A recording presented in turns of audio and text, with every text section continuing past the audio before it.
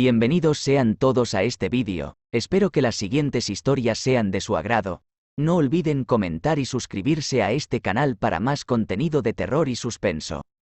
Los pasos. Estaba en mi cuarto jugando videojuegos con un amigo y yo me paré para ir a buscar unas botanas para comer mientras jugábamos y escuchamos unos pasos en la cocina y yo le dije a mi amigo, de seguro es mi mamá, pero recordé que mi mamá estaba de compras y yo y mi amigo éramos los únicos en la casa y no había nadie más y volvimos a escuchar los pasos de hace rato y yo le grité, ¿quién anda ahí? Grave error, empezamos a escuchar esas pisadas que se dirigían al cuarto y yo y mi amigo apagamos todo y nos escondimos debajo de la cama y logramos ver unos pies, pero en vez de ser pies eran pezuñas como si de una cabra se tratase y empezamos a rezar porque nos dimos cuenta que olía a azufre y esa cosa empezó a gritar tan fuerte que hizo que yo me desmayara y cuando desperté estaba abajo de la cama pero mi amigo no estaba y levanté y vi un texto que estaba en la pared escrito con sangre que decía, el próximo serás tú.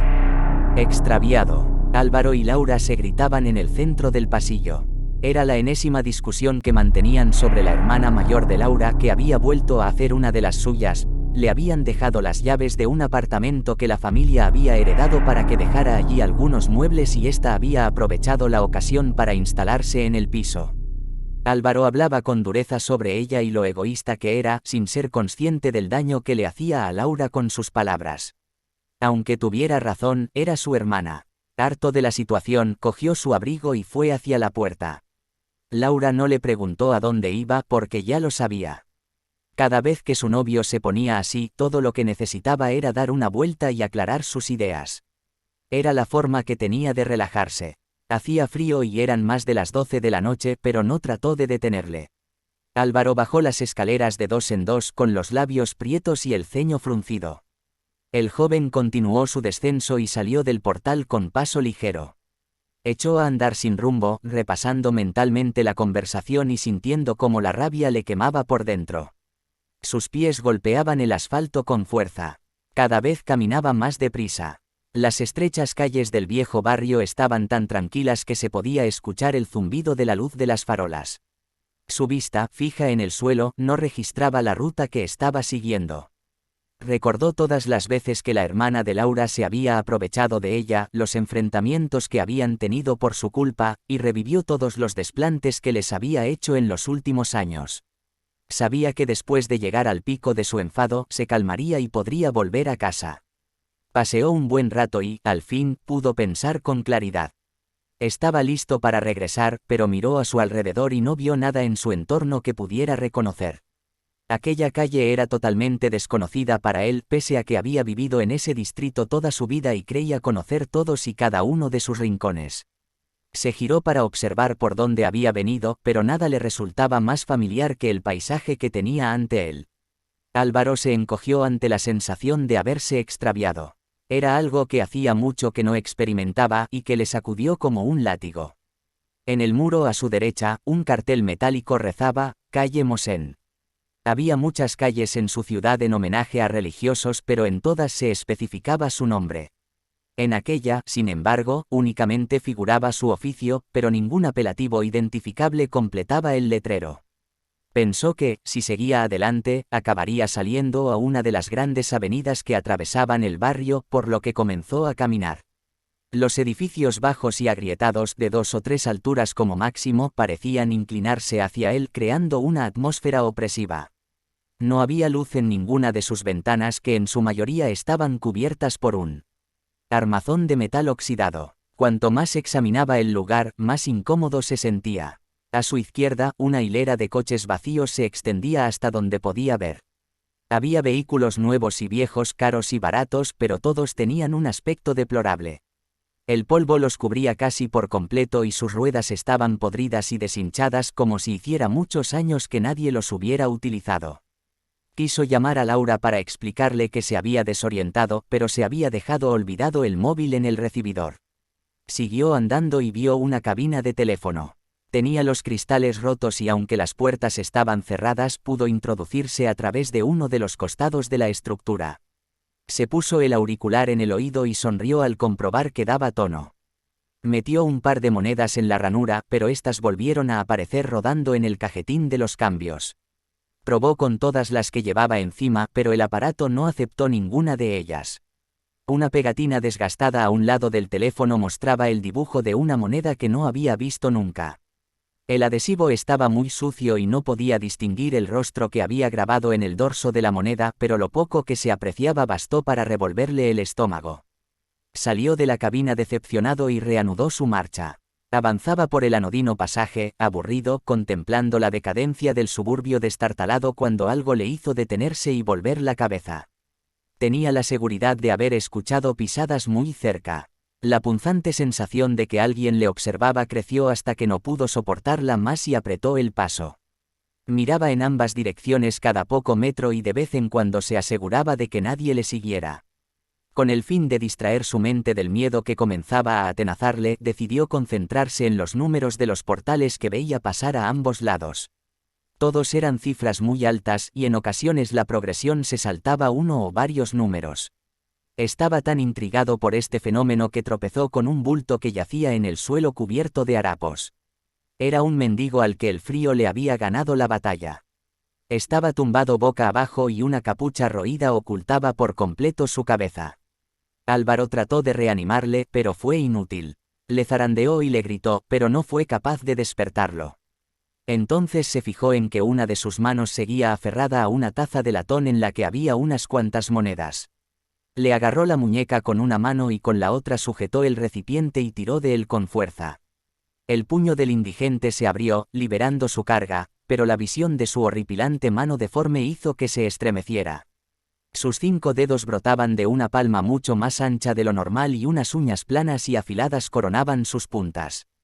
Todos tenían la misma longitud y tenían más nudillos que una mano corriente. Álvaro se apartó espantado del pordiosero y examinó las monedas. Una nueva sacudida de repulsión golpeó su mente. La efigie que tenían tallada no era la de ningún monarca ni la de ningún líder de Estado. Ni siquiera era la de un ser humano. Era el rostro de un engendro de fealdad inimaginable, cuyas disparatadas facciones se grabaron en la mente de Álvaro y le hicieron estar a punto de arrojar las monedas tan lejos como pudiera. Sus ojos eran 2 orificios oscuros apenas distinguibles, su nariz pulposa y oronda caía sobre la boca, que estaba abierta y mostraba una extraña dentadura rasa. De la piel de la nariz y la boca brotaba un espeso pelaje puntiagudo, y los caracteres que circunvalaban la imagen no se parecían a ninguna lengua que hubiera visto antes. Respiró hondo e hizo un esfuerzo por serenarse, debía llegar hasta la cabina e intentar ponerse en contacto con Laura. Dio media vuelta y caminó hacia el principio del paseo dando grandes zancadas dejando que la prisa pudiera más que la cautela. Sus pisadas y el tintineo de las monedas en su bolsillo eran lo único que se escuchaba en la calle Mosén. Tras unos minutos llegó a la desvencijada estructura y volvió a colarse en ella por el hueco de la primera vez. Extrajo un par de monedas de su bolsillo y las introdujo en el teléfono. El pitido se detuvo y, aliviado, marcó el número de Laura. Mientras oía sonar el tono en el auricular, un ruido metálico sonó a su espalda. Alguien había abierto una ventana. Se giró y contempló el interminable pasaje que tenía ante él. En todos y cada uno de los tragaluces de las casas había ahora unas figuras inmóviles y aberrantes que le observaban. Sus siluetas se asemejaban a la horrenda criatura que acuñaba las monedas del mendigo. Tras unos segundos en los que el tiempo pareció detenerse, todas se pusieron en movimiento al unísono y comenzaron a brotar de las ruinosas casas a una velocidad endiablada. Álvaro soltó el teléfono y salió de la cabina tan rápido como pudo. Corrió más rápido de lo que había corrido en toda su vida hacia el comienzo de la calle. El miedo tomó el control absoluto de sus actos. Estaba tan asustado que desechó la idea de mirar atrás para comprobar si aún le seguían, o si uno de sus perseguidores estaba cerca de alcanzarle. Verse cara a cara con uno de aquellos seres le aterrorizaba. Corrió tanto que perdió la noción del tiempo. Podía sentir su pulso en todo su cuerpo mientras inhalaba y exhalaba aire frenéticamente. De repente, su pie derecho quedó atrapado en una grieta en el asfalto y dio un traspiés que le hizo caer de bruces. Se encogió en el suelo y se tapó los ojos preparado para recibir el ataque de esos monstruos, pero no ocurrió nada. El sonido de un automóvil le sobresaltó. Se incorporó y miró en todas direcciones. Conocía bien aquel lugar, se encontraba tan solo a 5 minutos de su casa. Una gota de sangre resbaló por su párpado. Tenía una brecha en la frente. Solo ha sido un sueño, pensó. Al tropezarse y golpearse la cabeza debía haberse quedado inconsciente durante unos minutos y había tenido aquel sueño absurdo. La calle Mosén y aquellos seres no humanos que la pueblan sin duda habían sido un producto de su imaginación. Llegó a su casa y, agotado, subió pesadamente las escaleras. Introdujo la llave en la cerradura, la giró y se dirigió lentamente hasta el dormitorio. En él, Laura dormía plácidamente. Álvaro no quiso encender la luz para no despertarla y se quitó la ropa en el umbral de la puerta. Al hacerlo, sus llaves y otros objetos se deslizaron fuera de sus bolsillos y cayeron al suelo, haciendo bastante ruido. Por fortuna, Laura no se enteró de nada, así que Álvaro se acostó junto a ella y se quedó dormido. A la mañana siguiente, el olor del café recién hecho colándose en la habitación le despertó. Tenía un poco de jaqueca, seguramente consecuencia del golpe que se había dado en la cabeza, pero se sentía bien. Se sirvió el desayuno y fue hacia el salón, donde su novia le esperaba en el sofá. Tenía algo en sus manos que examinaba con atención. ¿Qué es eso, Laura?, preguntó. No lo sé, lo he encontrado en el bolsillo de tu pantalón, respondió ella. El joven se acercó a ella por detrás para ver de qué se trataba. Laura sujetaba entre sus dedos un pequeño disco cobrizo. En uno de sus lados había tallado un rostro horrible que Álvaro conocía muy bien, era una de las monedas del vagabundo de la calle Mosén. La voz. Les quiero contar de esta experiencia que personalmente hoy en día me hace pensar muchas cosas y que creo que a varias personas al menos una vez les ha sucedido. Hace un par de días vengo experimentando un suceso extraño el cual solo me ha ocurrido a altas horas de la noche. El primer día, a eso de la 1:30 de la madrugada a 2 de la madrugada de la mañana me encontraba ya dormido, pero de alguna manera y manera de explicación personal, muchas personas tenemos sueño pesado por el cual nos perdemos de muchos sonidos al dormir, pero llega un momento en donde tu percepción de las cosas es más fuertes. En mi caso me desperté al escuchar pequeños murmullos provenientes de la sala de estar que se encuentra abajo, si bien me inquiete un poco decidí ignorarlo por completo. La segunda noche volvió a pasar lo mismo pero esta vez a las 4 de la mañana y recuerdo que los murmullos eran más fuertes que de igual manera decidí ignorar, no hasta la 3 la noche donde por alguna razón que no entiendo volví a despertar a las 2:30 de la madrugada de la mañana, sentía un fuerte calor y una sudoración fría en el cuerpo, es cuando muy extrañamente pude escuchar la voz de mi madre llamándome por mi nombre completo, pero yo reconozco la forma de hablar de mi mamá, pero fue un llamado muy seco y sin sentimiento. Me mataba la curiosidad por salir de mi cuarto y ver qué estaba pasando, pensaba que tal vez mi madre necesitaba algo, pero no es normal que tu cuerpo experimente una sensación de miedo aún, pensando, que es algo normal. Cuando le pregunté a mi madre qué quería lo que necesitaba y el motivo por el que me habló en la mañana, fue cuando me dijo que ella nunca se despertó a esa hora de la madrugada y que ella seguía dormida. Fue cuando entonces empecé a sospechar que, algo, me hablaba por la noche y para tratar de comprobarlo decidí establecer un código de silbido secreto entre mi hermano menor y yo diré que establecimos solo 2 silbidos que de escuchar entre nosotros comprobaría que somos nosotros realmente. Decidí aplicar esos 2 silbidos por las siguientes 2 noches en los cuales sin ningún problema supe que me comunicaba auténticamente con mi hermano. Lo feo viene la noche posterior a esas cuando escuché el silbido en 2 circunstancias distintas. Primero, siempre soy yo el que inicia el silbido y esta vez el silbido empezó de la parte de abajo. Segundo, el silbido siempre empieza en una armonía media y ascendente y esta vez empezó en armonía media y descendente. Esto ya de por sí me daba muy mala espina, así que le mandé mensaje a mi hermano de cuarto a cuarto preguntándole si me estaba bromeando cambiando el silbido, pero él me respondió diciéndome que él no ha silbado aún y que no ha escuchado ningún silbido de los que habíamos acordado. Fue cuando volví a sentir ese miedo como al inicio y decidí acostarme de nuevo y ponerme audífonos para no escuchar ya nada. Esta técnica me funciona, pero por alguna razón y por más alta tenga la música aún percibo una voz llamándome por mi nombre desde abajo de mi cuarto y a veces puedo ver la sombra de 2 pies del otro lado de mi puerta. Hoy en día he sabido controlar esta situación y he podido tomarme el tiempo para controlar mis emociones para cuando sucede de nuevo no se exalten mis sentidos, pero, aunque no hago caso de lo que escucho, es raro escuchar esa voz y esos silbidos burlones en la madrugada y que solo yo pueda escucharlos. La mujer de blanco. Debo de aclarar que cuando me pasó esta experiencia me pasó cuando tenía 7 años, era un niño muy asustadizo ya que en mi casa siempre hubo sucesos paranormales desde que mi abuela y mi abuelo habitaron ahí, vivía con ellos y siempre asustaban en esa casa, desde que se aparecían sombras, se movían las cosas, incluso en toda la casa se movían las cosas en cadena, las sillas, las mesas, los platos, todo. Por un tiempo se dejaron de manifestar cosas y ya no se tocaba el tema.